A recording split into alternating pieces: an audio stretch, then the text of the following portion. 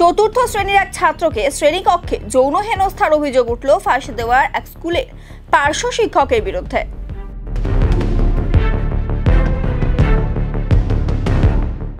শুক্রবার ঘটনাটি ঘটেছে। ঘটনার পরদিন থেকে স্কুলে আসতে চাইছিল না ওই পড়ুয়া। এরপর বাবা মা কারণ জিজ্ঞেস করতেই গোটা ঘটনা মাকে খুলে বলে সে। এরপর সোমবার স্কুল খুলতেই অভিভাবক ও স্থানীয়রা স্কুলে পৌঁছান। অভিযুক্ত শিক্ষকের ওপর চড়াও হন তারা। প্রধান শিক্ষককে অভিযোগ জানান অভিভাবকেরা। পাশাপাশি গোটা ঘটনা নিয়ে বিধাননগর তদন্ত কেন্দ্রে লিখিত অভিযোগ দায়ের করা হয়। গোটা ঘটনায় কড়া শাস্তির দাবি জানিয়েছেন পড়ুয়ার বাবা। আমি প্রত্যেকদিন পেঁয়াজে একটা গাড়ি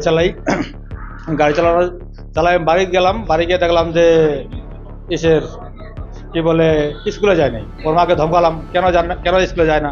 তারপরে বললো যে ওর মাও বলতে পারছে না। তো ওকে জিজ্ঞেস করলাম, বাবা তুই স্কুলে যাস না কেন? তো ওর বাবা বললো আমি যাবো না বাবা ওই স্কুলে। কেন, কি ব্যাপার বল? বললাম আমি তোমাকে বলবো না। পরে ওর মাকে বললো। আমি বললাম ওকে বললাম কি ওর মাকে বললাম, তো ওর মা জিজ্ঞেস করলো, পরে বললো বলতে যাচ্ছে না, বলে কি তুমি আমাকে প্রমিস করো মারবা না। ওর মাকে ও বললো, ওর মা বললো ঠিক আছে যে প্রমিস করলাম বাবা তোমাকে মারবো না। তারপরে বললো যে আমি গেলাম, স্কুলে ছুটি হয়ে গেল স্কুল। তারপর মিন্টু স্যার বললো কি যাও উপর থেকে ফ্যান বন্ধ হয়েছে কিনা জিজ্ঞেস দেখে আসো। তো উপরে ও গেল। উপরে যাওয়ার পরে বলে ওকে বলছে যে বলে ও বলে কি মিন্টু স্যার বলে পরে বলে ওর এই করে ছেলে স্কুলে আসতে চাচ্ছে না। বারবার বলি যে বাবা স্কুলে কেন আতঙ্কে, আর সারা রাত ঘুমায় না, আর আমিও ঘুমাইতে পারি না, ওর মাও ঘুমাতে পারে না, কি ব্যাপার। তারপর বললো যে ওর মা বললো তবে চলো, আমি বললাম কি চলো থানায়, চলো থানায় কমপ্লেন করি। তো ও মা বললো ঠিক আছে, আমার তো দিদি আছে স্কুলে, বুঝে নিই একটু। তারপর বুঝলো, বোঝার পরে যে আজকে এই ঘটনা। হেড স্যার বললো যে আমরা দেখছি এখন, এটুকুই বললো। এখন আমার চাই যে এই স্যার এই স্কুলে না থাকুক, আর তাহলে আমার ছেলে স্কুলে পড়বে, তাহলে স্কুলে পড়বেন। আমি চাচ্ছি যে কঠোর থেকে কঠোর শাস্তি হবে।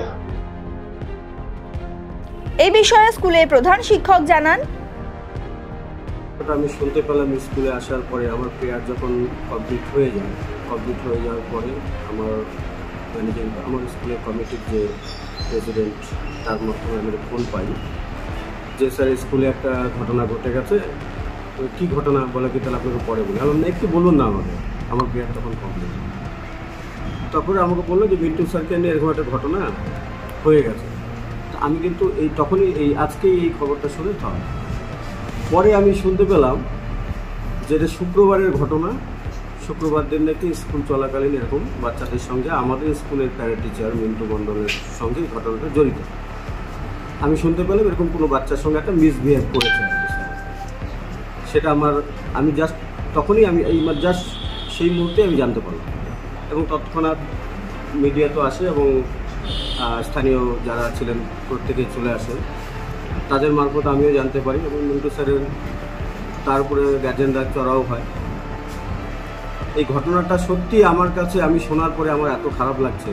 স্কুলের মতো প্রতিষ্ঠানে এটা হওয়া উচিত না। আমি সত্যি এটাকে নিন্দা করি, আমি এর নিন্দা করি। এটা আর বলার কোনো কিছু নেই এখানে। হ্যাঁ, আমি আমার ঊর্ধ্বতন কর্তৃপক্ষ SI সাহেবকে আমি ফোন করে ফোনে আমি জানিয়ে দিয়েছি স্যার এরকম ঘটনা আমার স্কুলে ঘটে গেছে। স্যারকে আমি জানিয়ে দিয়েছিলাম না, তিনি ক্লাসেই ছিলেন। ক্লাস থেকে যখন ক্লাস শুরু হবে তখন কিন্তু ঠিকঠাক মতো করতে পারছিলেন না। সম্ভবত তিনি মনে হয় এখন বাড়ির কাছেই মনে হয় বাড়িতে। হ্যাঁ, তিনি বলেছেন এটা যে না, বাচ্চাটি যা বলেছে পুরোপুরি না হলেও ঘটনা সত্য, এই কথাটাই বলেছেন সমস্যা। অন্যদিকে অভিযুক্ত শিক্ষক মিন্টু মণ্ডল জানান, ঘটনা সত্যি হলে চাকরি নিয়ে নেবেন। কি বলবেন? অভিযোগ আমার বিরুদ্ধে কিছুই নেই। এই অভিভাবকরা আপনার বিরুদ্ধে অভিযোগ জানাচ্ছে, কি বলবেন? সত্যি প্রমাণিত হলে আমার চাকরি নিয়ে নেবেন, কি আছে।